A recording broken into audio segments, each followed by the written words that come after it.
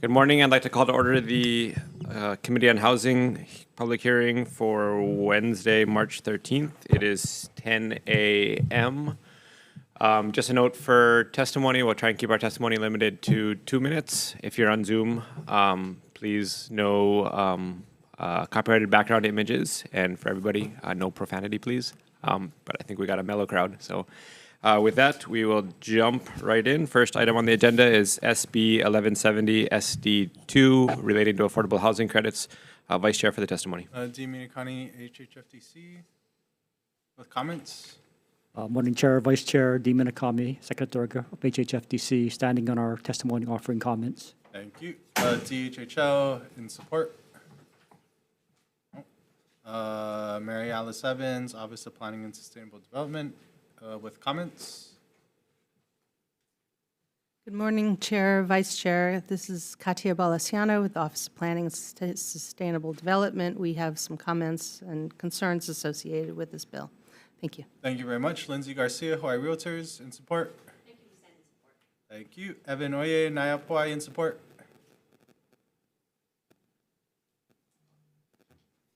Hello, Chair, Vice Chair, members of the committee. Evan Oye on behalf of NIAP Hawaii. You have a written testimony in front of you today. I just did want to note our strong support for the measure, and we think that this is a very useful program to have and institute in order to continue to support the development of 201H projects throughout the state. Given the high interest rate environment right now, we're a little concerned that those may slow down, and so this would help offset the costs and help ensure the continued production of affordable housing for our residents. So we stand in strong support of this measure and will be available for any questions. Thank you. Thank you, Evan. Anyone else wish to testify on this matter, SB 1170? Sure, seeing none. Members, any questions? I have a question for Dean. Good morning. Morning. Based on your read of the bill, so one of the concerns from the testimony was that it sounds like a lot of credits get issued for projects that never actually get built.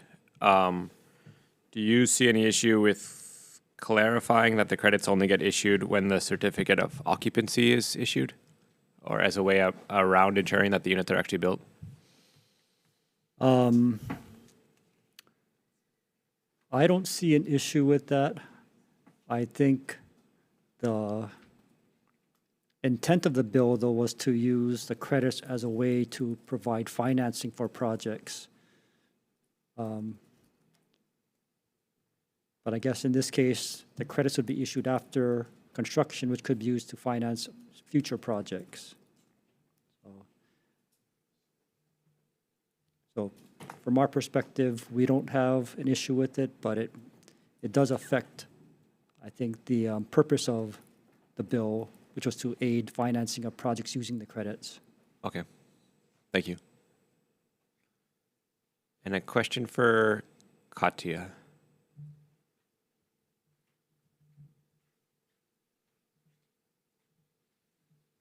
So, noting what I read from your testimony, that, correct me if I'm wrong, but I think two of your big concerns are, one, that the purpose of inclusionary zoning is to ensure that we're having mixed income communities, and that we don't necessarily want concentrated low-income housing development isolated to specific geographic areas. And the other issue being, I think, that you folks referenced that a lot of these credits get issued when the units don't get built. So given that, what if there were, I know a lot of the counties on their workforce housing development requirements have some type of geographic radius, so that the workforce housing has to get built within, like Kauai is within 5 miles of the housing project. If that type of constraint were added into here, would that help alleviate some of your folks' concerns? It may, but I think the overriding issue is still that some of the counties have had experience with credits, and the use of credits is complicated and does not necessarily result in the construction of additional housing. And if we also clarify that the credit doesn't get issued until the certificate of occupancy is, or the credit doesn't get created until the certificate of occupancy is issued, with that? In that situation, it might assist with financing, as HHFDC has identified. However, we're still concerned that that would not necessarily result in the construction of additional housing. We would always recommend that, any subsidies that are available actually result in the production of housing and not credits that can accumulate and then not result in housing. Okay. All right. Thank you. Members, further questions? All right. Next item on the agenda is SB 2066, SD2, relating to housing. Vice Chair for the testimony. Dean Minakani, HHFDC, with comments. Stand on our testimony, offering comments and an amendment to the bill. Thank you very much. Evan, again, Nayapoi with comments. Thank you. Anyone else wishing to testify on this matter? SB 2066. Chair seeing none. Members, questions? Dean Ava.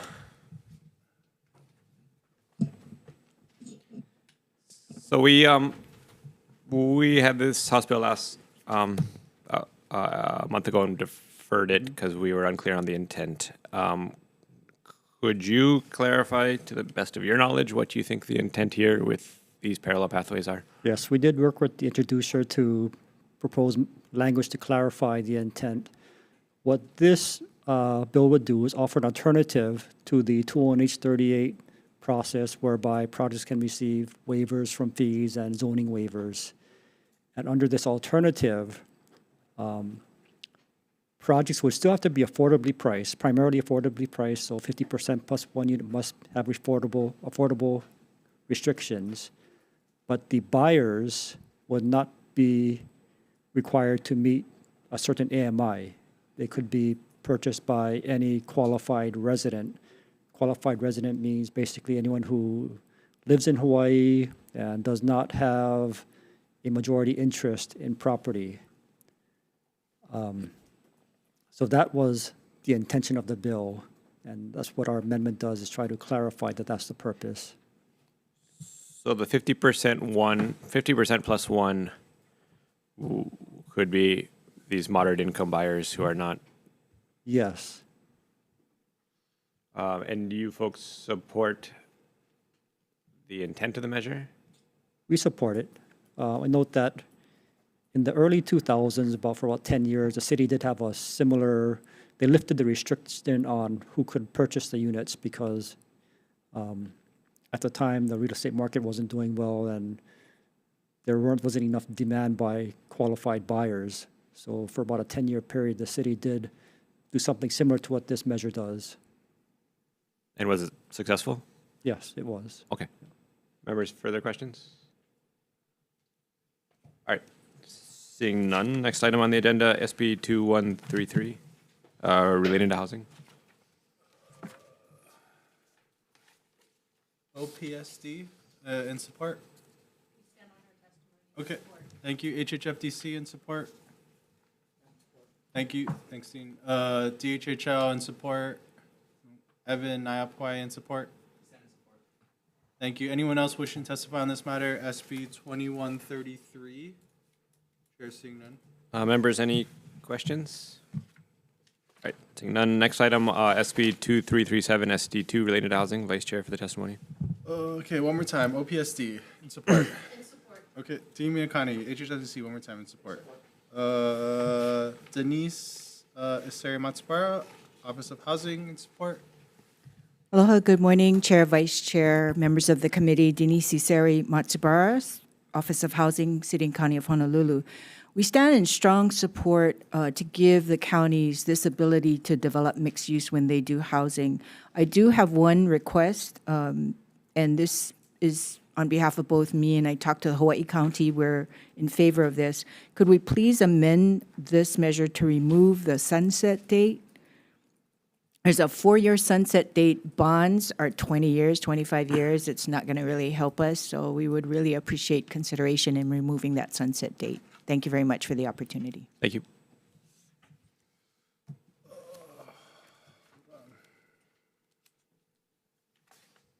Anyone else wishing to testify on this matter? SB 2337.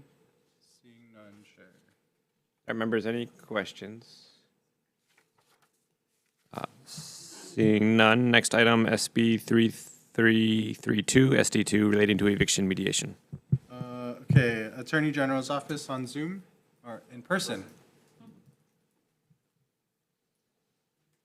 Good morning, Deputy Attorney General Christopher Hahn with comments on the bill. We've recommended some minor technical amendments at the end of the bill to clarify the effective date of the measure, so we hope you take our suggested changes into consideration. Thank you. Thank you very much. Judge Crabtree in support. Hi, good morning, thank you. Judiciary strongly supports, we stand on our testimony. Thank you very much. Hakeem, HPHA. Oh, thank you. Arjuna Haim, Y Appleseed. Nice to see you again in support. Arjuna Haim on behalf of Hawaii Appleseed. In support, just would request that this committee consider expanding it statewide instead of limiting it. Thank you. Thank you very much. Lindsay Garcia, Hawaii Realtors, with comments. Aloha, Chair, Vice Chair, members of the committee. My name is Lindsay Garcia from Hawaii Realtors. Just echoing our testimony here, we appreciate the intent of this measure and support peaceful and expeditious mediation coupled with rent relief to aid struggling tenants. This bill specifically relates to eviction of tenants who cannot pay rent. As such, we believe that emergency rent relief contained in this measure is crucial, as the mediation process alone may not be enough to help tenants who are struggling to pay rent. Thank you. Thank you very much. That's it. Anyone else wishing to testify on this matter? SB 3332.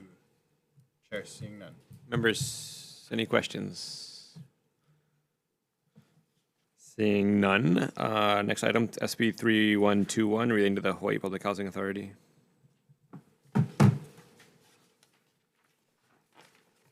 Vice Chair for the testimony. Yep, just one. Hakeem, or Ben. Thank you. That was HPHA in support. Anyone else? SB 3121. No, Chair. Ben, I have a quick question.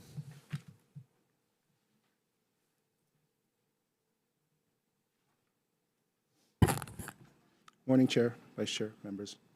So the housing project is defined repeatedly through Chapter 356D, which I believe all have the same definition. Are any issues on your side if we delete all those different definitions and just put a single definition that applies to the entire chapter? Yes, actually, because public housing defined under the U.S. Department of Housing and Urban Development, Yeah. it's specific to low-income federally subsidized public housing. So that's why all those other sections Yeah. were amended when it comes to development, because if we just left it as public housing, we wouldn't really be able to go forward with mixed income, mixed development type of projects. So that's why that was amended 2 years ago. I see. Okay. We are not going to touch your definitions then. Appreciate it. Okay. Thank you. We did. Yeah. Okay. Thank you. Thank you, Chair. Members, any further questions? All right, seeing none. Next item, SB 3120, SD1, relating to the Hawaii Public Housing Authority. Okay, one more time. HPHA in support. Thank you very much. And then Randy Pereira, HGEA, in opposition. Thank you very much. Anyone else wishing to testify on this matter? 3120. Seeing none, Chair. Members, questions? Rep. Nishi. Yeah, for Hawaii Housing.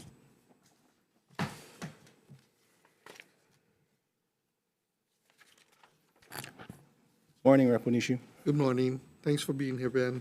Sure thing. Why the need to change the setting of salaries from the board to the executive director for so many positions? So I believe, actually, the board doesn't set the salaries for those positions currently. They just wanted to codify it into statute. Is it delegated to the director? Yes.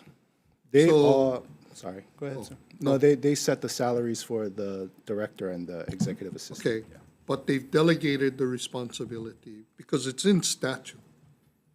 Yeah, and, Right. and when it was being drafted, Attorney General's office recommended that we actually add that section in about not being set by the board. So that's why Because in there. it's delegated. Yeah, But it's a board decision to delegate that. yes, So if the board decided to no longer delegate it to the executive director, then they would have that authority. But if we change the law here, they don't have that ability to make that decision. that is true. But the board did push us and allow us to submit this administration bill, so they are well aware of it. Well, this board, This board, but the next board may have a different opinion. and we could be coming back if that happens again. Right. But the board has already delegated authority to the director, so you don't actually need a change. You could say that, but again, it's just to codify it into statute. Yeah, what's codified in statute is that the board has the ability to set the salaries for these positions. For the executive director and the executive assistant only, that suggestion to put in that again into the statute was recommended by our Department of Attorney General's office. So that's why it's there. Okay, so are all of these positions, Chief Compliance Officer, Housing Contract and Procurement Officer, Human Resource and Safety Officer, and a Housing Policy and Program Coordinator, are they all new? No, only the Housing Policy Program Coordinator is new. Okay, so these positions all existed. They're being added into this bill as being exempt from Chapter 76, Yeah, there are. right? To codify, they already are exempt. Yeah. Right? Yeah, But that was by legislative action I believe so. when they were created. Yeah. Correct? So, again, you're now adding all of these into the law as exempt positions, but salaries are set by the executive director and not as established by the board, who has delegated that responsibility to the executive director. Yes. Yes. Okay. Okay, thank you. Members, further questions? All right, thank you, Ben. Thank you.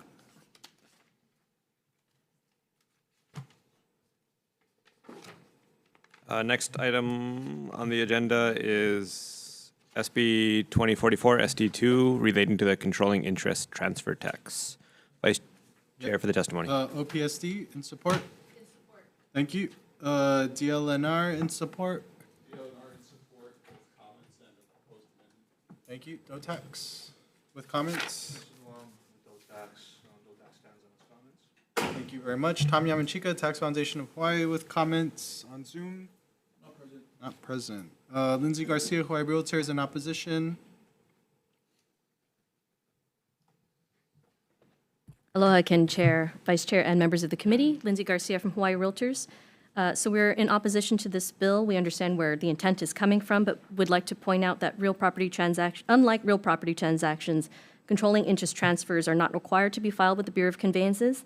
Charging conveyance taxes does not seem to be appropriate, considering these transfers are not true real property transactions and often include more assets and liabilities than just real property itself. We would also echo the points raised in other stakeholders' testimony on the difficulties that could surround enforcement as well as collection of this tax. Thank you. Thank you. Arjuna Haim, Hawaii Appleseed in support? Thank you. Evan Oye, NIAP Hawaii in opposition. Aloha, Chair, Vice Chair, members of the committee, Evan Oy on behalf of NIAP Hawaii.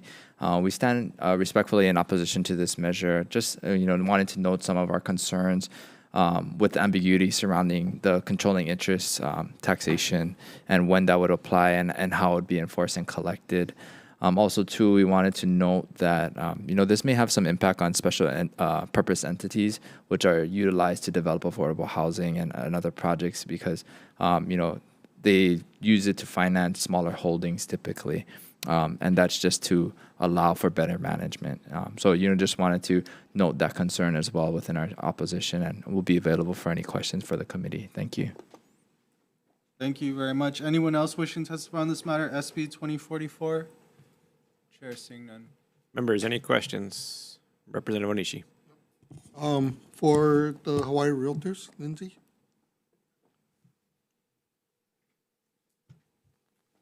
Aloha, Rep.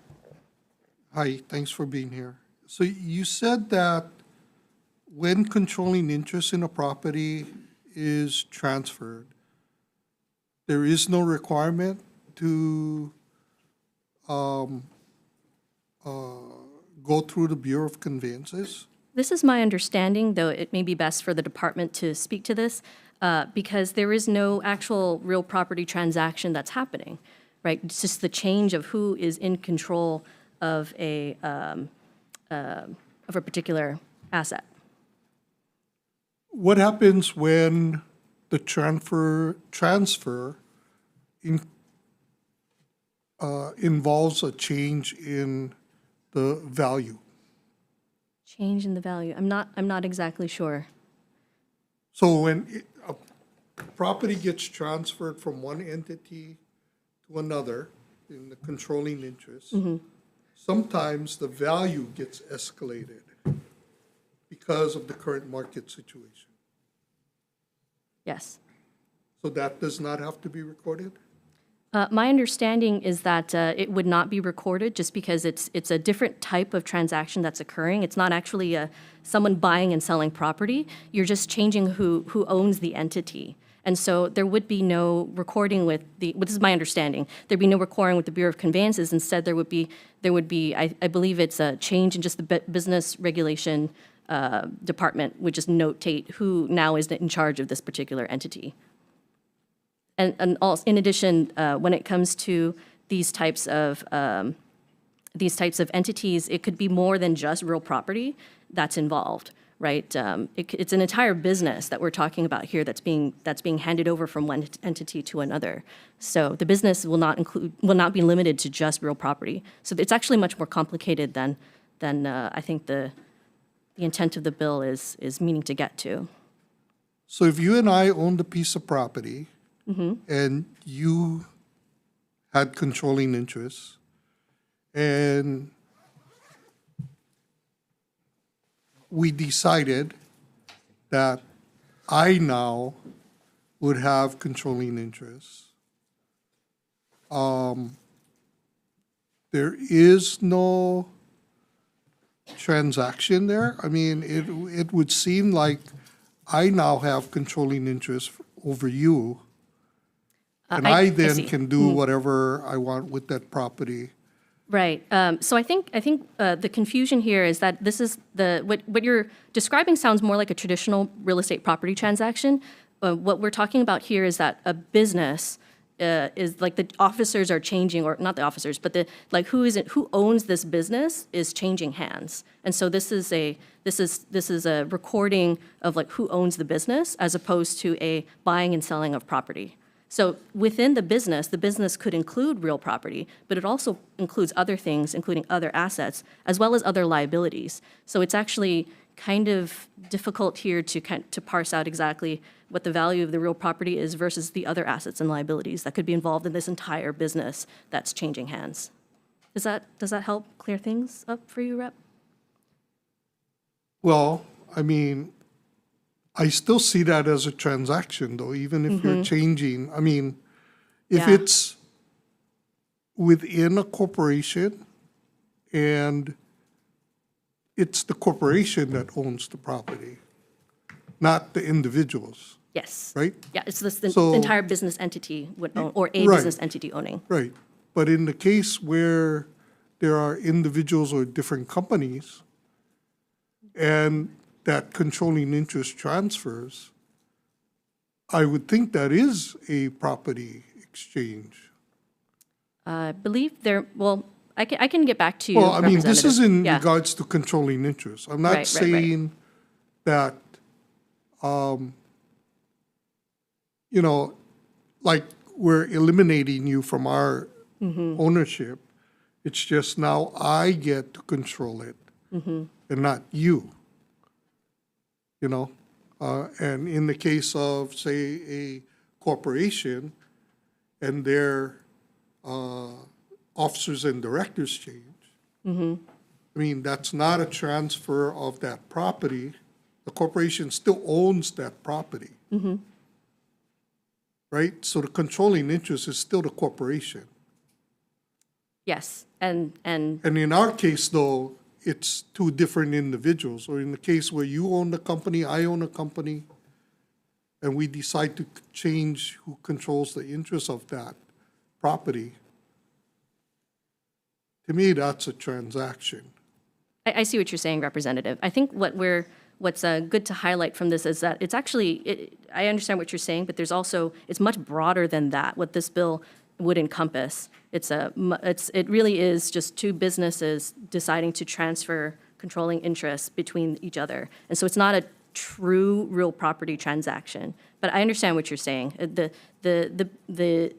These controlling interest transfers can include real property, but often are not just limited to real property. And so that's why we're highlighting the difference between a traditional real property transaction and this controlling interest. There's a big difference between the two. But it might be better. Yeah, but this only deals with the conveyance tax, right? Which is why we're pointing out it doesn't quite make sense to utilize the conveyance tax in this instance, because this is not a real property transaction specifically. This type of transfer can occur for much larger situations Well, of but, okay, businesses. so if this yeah. transfer occurs and there's no real property involved, then there's no conveyance tax.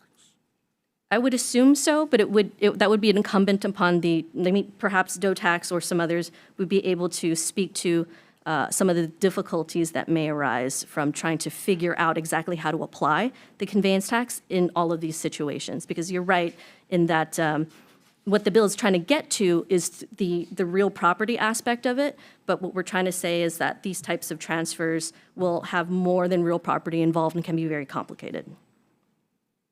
Well, I mean, a lot of things are complicated, but, Sure. you know, I mean, I thought the bill for me was very specific in the sense that it only dealt with real property in transactions. So, okay. Thank you, Chair. Thank you, Representative Onishi. Vice Chair, are you? Lindsay, you've done a great job. So I'll ask Winston some questions instead.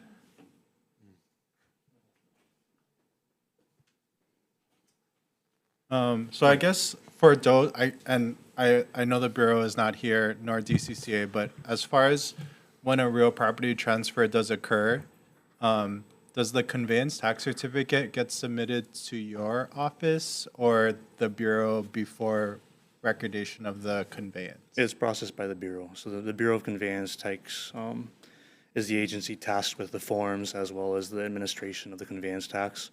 When it comes down to implementing this tax, our comments raised the issue that the department currently wouldn't have a record of these transactions, because when there is a transfer of a company interest, like a share of stock or a membership interest in an LLC, those aren't required to be recorded like they are with the Bureau of Conveyances. So in terms of enforcement, the department's issue isn't one that it's complicated, it's just that we would be relying on taxpayers to voluntarily report this information, and that's all well and good, but if we can't verify it with other information, if there's no bank to compare it with, then that creates issues. I think our testimony raised later on that if this were to be successfully enforced, there would have to be another reporting requirement that was implemented in Title 14 with the tax code, that we could actually compare the transfers of, I guess, these controlling interests or companies' interests with, because at the time, there's no data to really compare this with, and I think our tax research and planning also commented, or they've contributed to our testimony by saying there's no bank,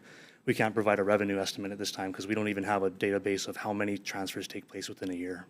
Okay, so I mean, I want to make sure I understand this, but like if Corporation A gets like bought out by a different corporation, or that's probably not the best way to explain it, but if Corporation A is being sold, right, and it owns a piece of property, as far as the Bureau is concerned, there's no change to title because Corporation A is still going to own the property after the sale of the corporation. Correct. As far as the Bureau of Conveyance or the Land Court or any other land agency tasked with these records, they have the same owner on record. When it comes to the transfer of that company interest, that could be reported with DCCA on their annual filings, but it's not always informative because sometimes the entity underneath an entity is the one being sold, so the actual members and the owners can stay the same, but you might have mainland companies playing a shell game underneath it too. When it comes to reporting of company interest and who actually owns companies, the flow-through entities currently report in Hawaii for income tax purposes, like LLCs and partnerships. At the end of the year, they have to state their current partnership interest and who owns their interest. But again, if these are mainland companies and those interests are being transferred, we wouldn't have any way to track that. And if they are corporations, then corporations aren't required to report that change in membership interest. And that only happens also at the end of the year too. So if there were to be multiple transactions within a year, all we would have is that one record at the end of the year instead of the record for the 2 or 3 transactions that did take place during the year. Okay, and then insofar as this is being called a conveyance tax, if the Bureau is not being implicated in the transaction, is there a nexus between this transfer and conveyance tax? Well, the nexus would all be contingent on how you define what a transfer of a real property interest. And I think that this bill has attempted to broaden that definition.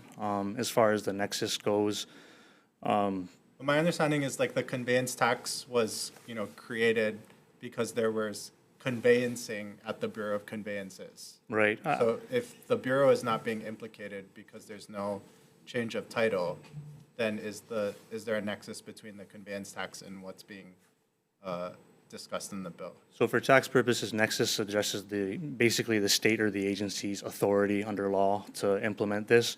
The state still has the authority, but in terms of just delegating to the proper agencies, I think it's more of a delegation issue than it is a nexus issue. Okay, thank you, Winston. I have a handful of follow-up questions. So do you see any ideal sort of reporting requirements that could make this feasible for you guys, either upon the sale of a controlling interest in a property, it's reported with Bureau of Conveyances, or DCCA has to highlight that in some capacity? Do you see a sort of way out of this? Well, in terms of current forms, there's nothing in place. Again, we told you about the income tax returns at the end of the year. They provide a snapshot at kind of who owns a company, but in terms of tracking, every single individual conveyance of a stock or a membership interest, we don't have that. If there were to be teeth to enforcement, to actually enforce this measure, a lot of times the reporting requirements for these sorts of membership interests, they can't be tied to the amount that are actually paid under the taxes because they're not tied to an amount. Like the penalty couldn't be assessed on the amount owed, right? It would have to be a straight penalty, and it'd have to be a separate reporting requirement, separate from reporting your income.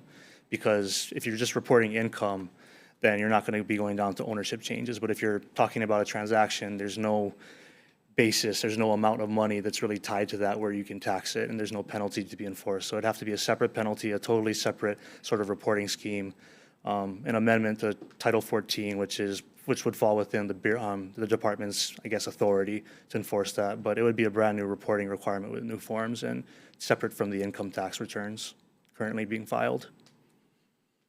And if, I don't necessarily feel comfortable throwing this out today as this is outside of our subject matter, but if, say, CPC were to try and create a reporting requirement, do you think it is possible for them to, under Chapter 14, or to create a reporting requirement? Well, with CPC, if they consult with the department, I'm sure we could implement a form and a way to report this. The only considerations would be at what cost and what we're looking to really recover from the conveyance tax in comparison to the amounts that we are actually going to expect to collect. And the difficulty with that cost-benefit analysis at this point is, again, we don't have a base for how many transactions take place in a year, so it's really hard to map out. Okay. Sorry. No, that's fair. Members, follow-up questions. Representative Onishi. Yeah, can I have a follow-up? So in that example where Company A acquires Company B, but still maintains Company B, there's a value, right, of that acquisition. Certainly. from company A to company B. Certainly. So all of their assets are evaluated. And if there's real property involved, that real property is evaluated and valuated in the price that company A pays for company B. Certainly. It's certainly considered in that consideration, the amount paid. And that should not be considered a real property transaction. It currently isn't because of the issues with, right now, the issue is when you pay, for instance, if company A holds a property and company B acquires company A, so it holds both company A and the property. The issue is that company A might also hold a number of other properties. They might have debts outstanding. And in order to figure out how much each one of these properties, as well as, let's say they have machinery on the properties too, those got to be factored in, right? If you've got PP&E, if you've got loans outstanding on the company, those would be negatives for the price. But unfortunately, when these sales go through, there isn't a record of these sales. They're not required to be reported. They don't have an itemized list of the assets being sold. So I don't know how familiar you are with like bulk asset sales, but for the department, if there's a sale of all the assets of a company compared to the sale of its stock, the Department of Tax currently has what's called a bulk sales report, where all the assets of the company are required to be listed out on that, and they're listed out and the value is attributed to each and every one of those assets. But when there's a transfer of stock in a company, there's no record, there's no bulk sales report, there's nothing itemized for us to say, okay, well, company A owns 3 properties, this one's worth this much, this one's worth this much, and this one has machinery, so it's worth a little bit more too. Right now, there's no track or any trace of that. So the difficulty with, I guess, assessing that value is really what's prevented this from being implemented in the past. Okay, so the issue is not that this is not a real estate transaction. The issue is we don't have a reporting mechanism to be able to capture that data. I mean, it certainly is. If you want to boil down to the legal T's, this is a transfer of a legal interest in a company. The company owns real property. It's not, I mean, I'm a lawyer, so I'm going to be real specific on this, but if I'm talking about a real property transaction, I'm talking about, okay, here's the deed to your house, and you're signing over the deed, and that's recorded in the Bureau of Conveyance. As far as if you want to be hyper-specific, that's a real property transaction, both under my understanding and the law at this point. The legislature certainly has the purview and the authority to try and expand that. We've just noted a little bit of the difficulties that the department would have with administering with its current data and current forms that it requires. So let me give you this hypothetical. So if company A acquires company B, and company B only has real property, Well, that's an easier hypothetical then, isn't it? right? And so company A decides, well, we don't want to pay any conveyance tax, although when company B acquired all these properties, it was worth $1 million. Now it's worth $10 million. But we don't want to incur any conveyance tax on this.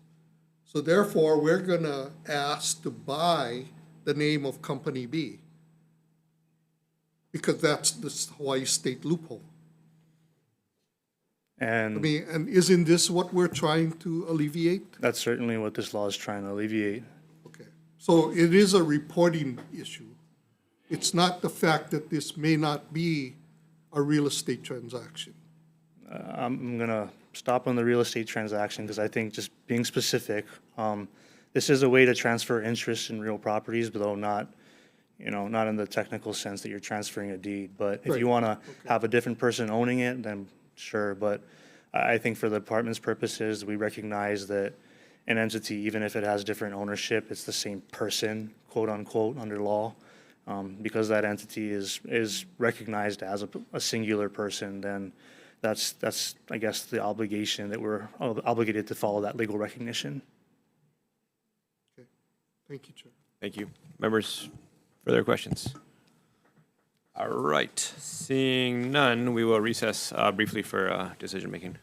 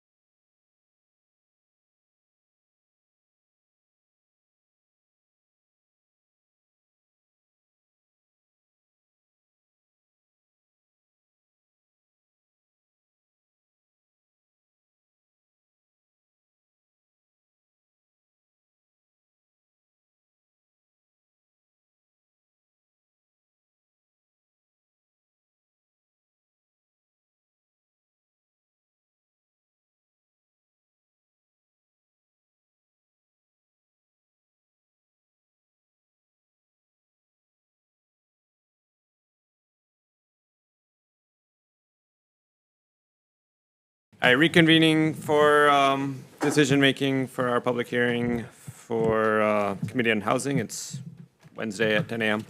or 10:50 a.m.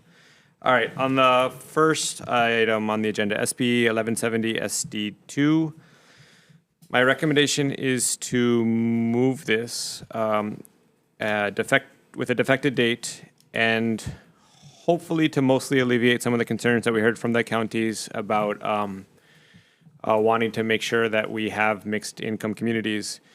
Will allow the counties to impose a geographic constraint on the transfer of the credits with a minimum radius of 5 miles by public road. So looking at what the counties currently have in their workforce housing requirements, they often put a radius that you can fulfill workforce housing requirements within a certain distance of the project.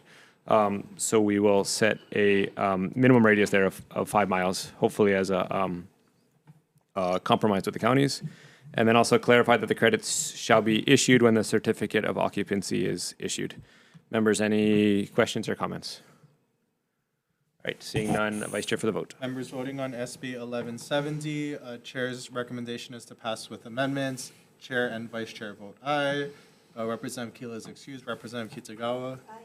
Representative Miyake. Aye. Representative Onishi. Aye. Representative Todd. Aye. Representative Matsumoto. Aye. Chair, your recommendation is adopted. Thank you. Next item is SB 2066 SD2 relating to housing. I am going to defer this for 1 week for decision making to March 20th at 10 a.m. Next item is SB 2133 related to housing. I recommend that we move this with a defected date. Members, questions or comments? Seeing none, Vice Chair for the vote. Members voting on SB 2133, Chair's recommendation is to pass with amendments, noting the excused absence of Representative Keela, who would be noted excused for the remainder of this agenda. Are there any members choosing to vote no or with reservations? Chair, seeing none, your recommendation is adopted. Thank you. Next item is SB 2337 SD2 relating to housing. I recommend that we move this out. It already has a defective date, so we'll just remove the sunset provision in there. Members, questions or comments? Seeing none, Vice Chair for the vote. Members voting on SB 2337, Chair's recommendation is to pass with amendments. Are there any members choosing to vote no or with reservations? Chair, seeing none, your recommendation is adopted. Next item is SB 3332 SD2 relating to eviction mediation.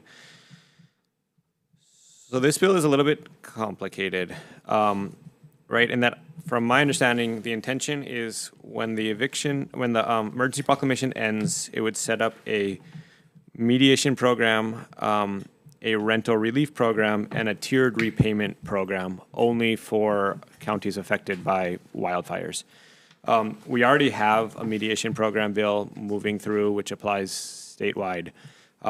We know that there is no money. And my fear is that if we keep the rent relief program in here, we're going to take down the whole bill. And I think that the tiered repayment program is really, really important for when the emergency proclamation ends. Lots of people will be very delinquent on their rent, and I think that tiered repayment is important enough that we should do everything we can not to sink the bill. So my recommendation here is to delete the mediation program from the bill, delete the rental relief program from the bill, and keep the tiered repayment program to be effective at the expiration of the emergency proclamation. So when the EP ends, there's kind of a way to unwind and get out of there. Also to adopt technical amendments for clarity, consistency, and style, and adopt the amendments from the AG's testimony. Members, questions or comments on there? All right, seeing none, Vice Chair for the vote. Okay, members voting on SB 3332, Chair's recommendation is to pass with amendments. Are there any members choosing to vote no or with reservations? Chair, your recommendation is adopted. Thank you. Next item is SB 3121 relating to the Hawaii Public Housing Authority. So we will adopt technical amendments for clarity, consistency, and style. And after conversations with the Hawaii Public Housing Authority, it sounds like we're okay to define housing project once in Chapter 346 and have it apply to the entire chapter, rather than repeatedly using the same definition throughout. And then also to defect the date. Members, questions or comments? Seeing none, Vice Chair for the vote. Members voting on SB 3121, Chair's recommendation is to pass with amendments. Are there any members choosing to vote no or with reservations? Chair seeing none, your recommendation is adopted. Thank you. Next bill, SB 3120, SD1, relating to the Hawaii Public Housing Authority. I recommend that we move it out with technical amendments for clarity, consistency, and style, with a defected date.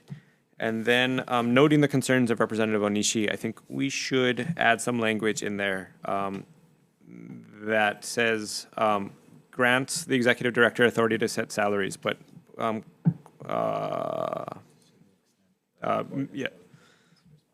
qualifies that language with a statement that says, to the extent that the board delegates authority to the ED shall set the salaries, which would give a future board, if they so choose, the authority to remove that delegation to the executive director. Members, questions or comments? Representative Onishi.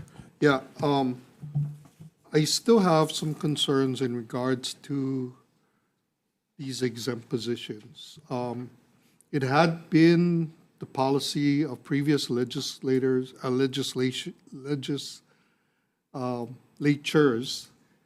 to require the administration to eliminate exempt positions. Part of the reason exempt positions are created is because there are times where you need a position or an expertise or a person, and there isn't enough time to go through the whole process of creating a job description, vetting it, do a solicitation for hire, vet that, and then bring the person on board. So the purpose of the exempt positions was to give latitude to the administration to hire positions with the intent that they would eventually be converted to civil service and follow the process of having job descriptions and salary ranges, etc. It is, in my mind, poor public policy to keep supporting exempt positions because there's very little accountability in terms to the expenditure of public money, what these people do, what is their responsibilities, and what is their salaries. So with that in mind, I appreciate your amendment, but I still have reservations on this bill. So Okay. I'll be voting with reservation. Thank you. Yeah, Thank you. totally understood. And there was a, just to clarify for HMSO, that we'll be amending the bill with that language to say that to the extent that the board delegates authority, the ED shall set the salaries. Members, further questions or comments? All right, seeing none, Vice Chair for the vote. Members voting on SB 3120, Chair's recommendation is to pass with amendments, noting the, with reservations from Representative Onishi. Are there any other members choosing to vote with reservations or no? Chair seeing none, your recommendation is adopted. Thank you. Last item on the agenda is SB 2044 SD2 relating to the controlling interest transfer tax. So this bill, in my opinion, is needed. I do think we have a sort of a giant loophole right now, which incentivizes the creation of LLCs to deal with land transfer, to get out of the conveyance tax. Especially as we're looking at ways to increase conveyance tax rates to help fund infrastructure and these different mechanisms, that there's going to be more and more incentive for folks to try and get out of the conveyance tax through transfer of controlling interest.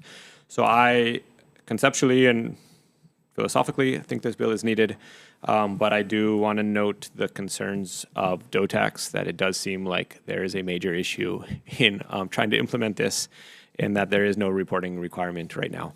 So in a perfect world, we could defer this for a week and figure out the reporting requirement by sitting down with DOTAX. We don't have that luxury. It's got a triple referral. So noting that, my hope is to move it out today with technical amendments for clarity, consistency, and style.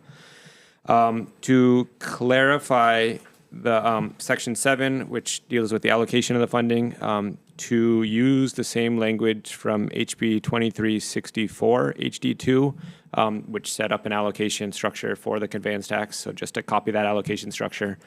And then to defect the date And to note in the committee report, essentially that CPC, I think probably before moving this out, has to try and work out some type of reporting mechanism with DCCA or Bureau of Conveyances or DOTAX, but some way to ensure that we're having notification here and that this isn't just a voluntary notification process.